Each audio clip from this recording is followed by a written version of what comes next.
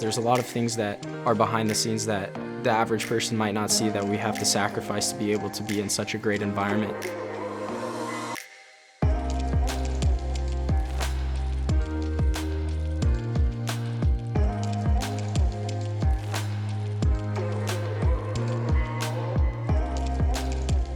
We believe at FC Dallas that homegrown players are our DNA. They're sort of our identity. We'd like to have a number of young players coming through our academy, participating at the first team level and representing the club. The history has shown that we've been able to do that, but we really want to continue that. So that puts a lot of pressure on our academy and the staff that we have working there to continue that.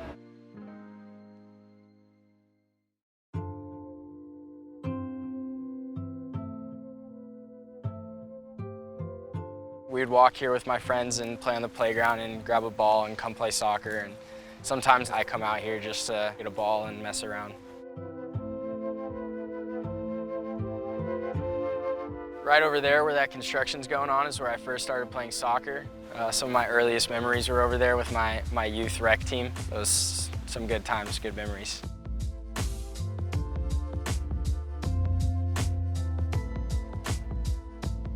It was hard for me to leave all my friends and leave where I was familiar with, as well as have a larger commute, doubled my drive pretty much every single day, there and back, as well as not be able to hang out with friends during the week, travel on the weekends, leaving school, not having my school friends. There's a lot of things that are behind the scenes that the average person might not see that we have to sacrifice to be able to be in such a great environment.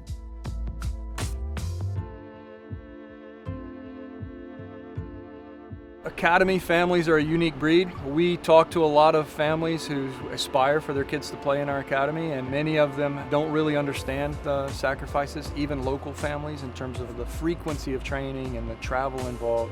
I think more and more they have a clear picture about what the end game is and what the goal is for their kid, but there's really no guarantee, and they're kind of operating without a net.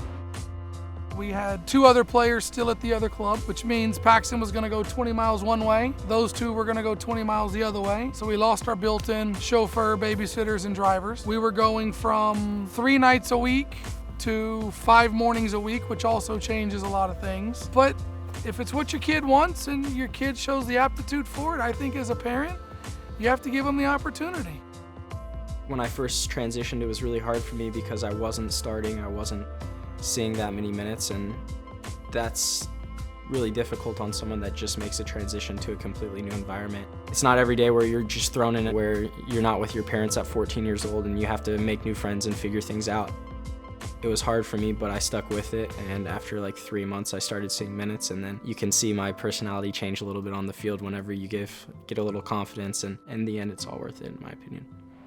But how about the job by the 17-year-old Paxton Pomykal? I believe acquitted himself well here tonight. He certainly did. I think he looked right at home in that midfield role for FC Dallas. As you say, 17 years of age.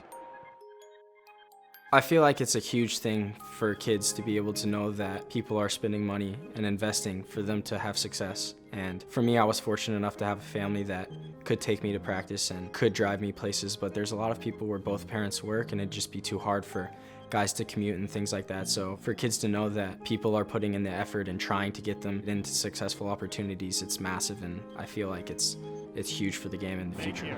Here comes Dallas into the attack in the final third. Ferrer for Pomykal. Pomykal turns, shoots, and he beats Ramondo.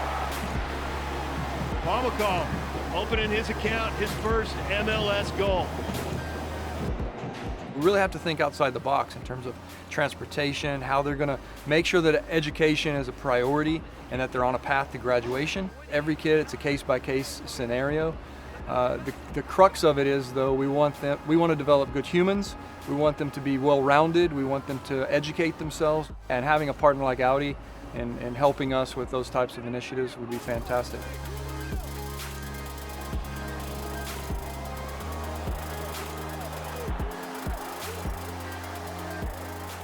Everybody has their own path, and it's really evident here at FC Dallas that there's different ways people can get to where we are in the academy. There's guys from Tyler that come here and live with host families. There's guys from Alabama that their whole families move here. Then you have guys in Frisco that only have a 10-minute commute that grew up here, or a guy like myself that played for a different club growing up in Dallas and then transitioned.